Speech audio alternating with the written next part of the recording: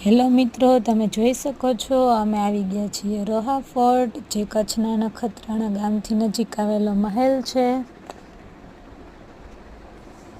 બહુ સરસ મહેલ છે, જૂનું બાંધકામ ને બધું જોવાલાયક છે। ત્યાં જૂની વસ્તુ પણ હજી એમનેમ જ પડેલી છે। પેલા લાદીમાં લખાતું ને મિત્રો એ છે, ને આ ત્યાંના રાજા હોય કે ખબર નથી, પણ એમનો ફોટો હતો એ। આ બહારથી આખો નજારો દેખાય છે। એક વાત મિત્રો તમને ખબર હોય કે ન હોય, ત્યાં જઈને મને ખબર પડી કે આપણે જે રેફ્યુજી નામનું મૂવી આવેલું હતું ને અભિષેક બચ્ચનનું, આ જ મહેલમાં શૂટ થયેલું છે। કોઈને ખબર હોય તો કમેન્ટ કરજો।